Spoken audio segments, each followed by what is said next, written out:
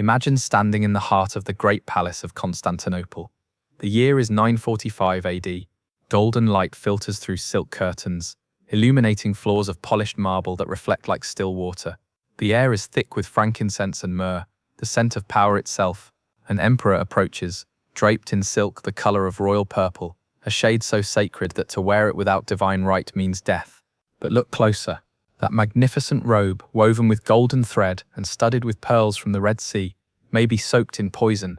Those jeweled slippers, crafted by the empire's finest artisans, could be lined with toxins that seep through skin. The throne he's about to sit upon, carved from ivory and encrusted with sapphires, might collapse beneath him, its supports sawed nearly through by a trusted servant in the night. In Byzantium, the trappings of imperial majesty were not symbols of power, they were weapons, and every emperor knew that the moment he put on the crown, he wore a target. Act 1. The weaponization of ceremony. The Byzantine Empire wasn't conquered by barbarians at its height. It devoured itself from within, emperor by emperor, through 1,000 years of calculated murder disguised as ritual and refinement. Unlike the Roman emperors before them, who could appear as soldiers among their legions, Byzantine emperors were prisoners of their own pageantry. They were living icons, required to appear in elaborate court ceremonies dozens of times each year. The prokypsis, the sacred presentation of the emperor to his subjects, demanded that he stand motionless for hours, clothed in robes weighing 60 pounds, breathing air heavy with incense that could mask deadlier fumes. Every public appearance was a vulnerability. Every ceremonial garment touched by a dozen servants before it reached imperial skin. Every meal prepared by cooks whose loyalty could be bought.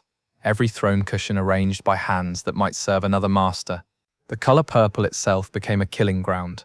Imperial purple porphyra was extracted from thousands of crushed murex snails, a dye so expensive that only the emperor could wear it in its purest form. To possess such fabric was to possess concentrated imperial essence. But this very exclusivity made it the perfect vehicle for assassination. A robe dyed in poisoned purple could be prepared months in advance, waiting for the perfect ceremony. The emperor would wear his death without knowing it, the toxins absorbing slowly through his skin as he stood in sacred presentation before his people. The plots began not with daggers in dark corridors, but with ambition whispered in perfumed chambers. Act 2. The killing season. In 9063, Emperor Romanos II died at the age of 25. The official cause, fever. The whispered truth. His wife Theophano, a woman of legendary beauty and even greater ruthlessness, had ordered his ceremonial slippers lined with aconite paste. The poison, derived from the wolfsbane plant, would absorb through the feet over days, causing symptoms indistinguishable from illness. Romanos wore those slippers for a week of ceremonies.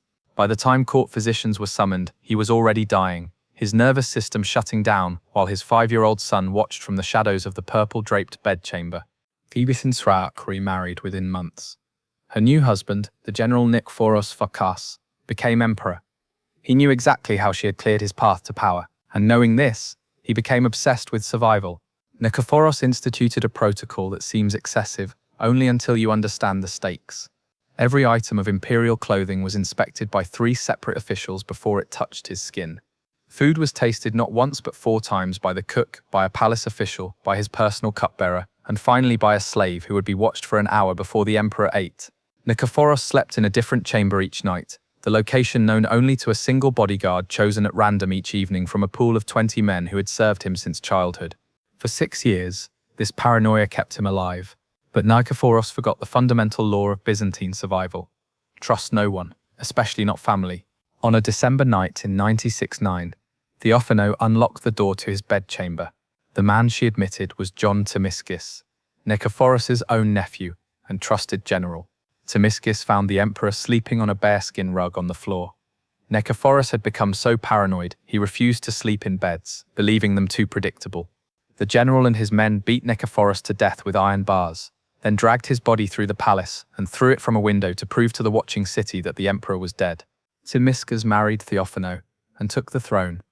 He lasted 7 years before dying mysteriously after drinking from a ceremonial chalice during the Feast of the Epiphany.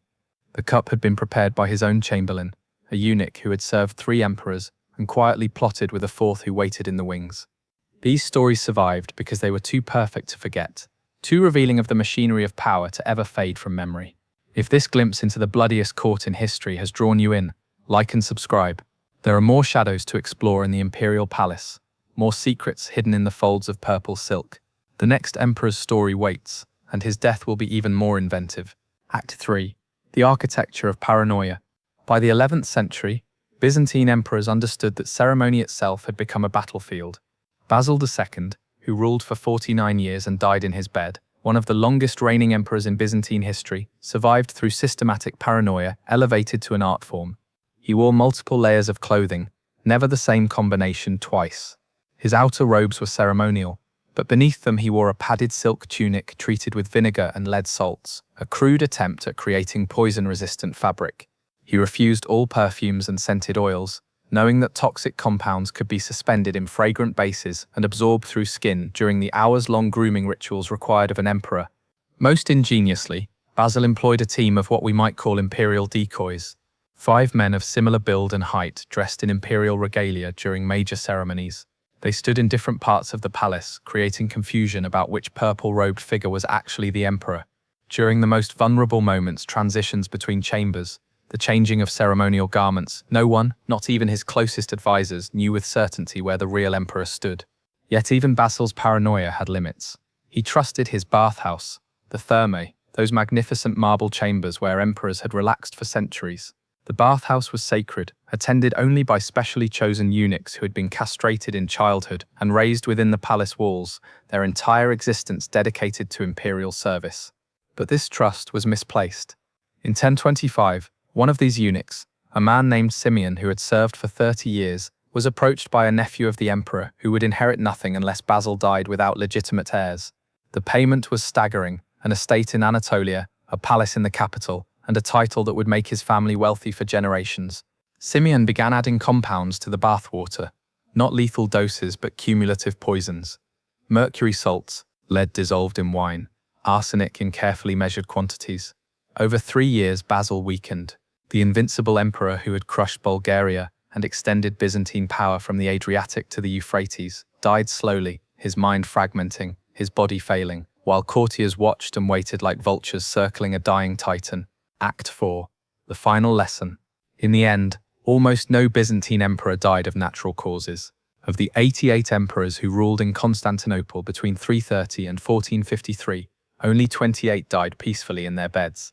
The others were murdered, blinded, castrated, poisoned, strangled with silk cords, the method reserved for royalty, or forced to become monks, a fate considered worse than death. The imperial regalia became artifacts of terror. That purple robe could be your shroud. Those jeweled slippers could be your executioners. The throne you sit upon might be your trap. The crown you wear marks you as prey. And yet they all wanted it.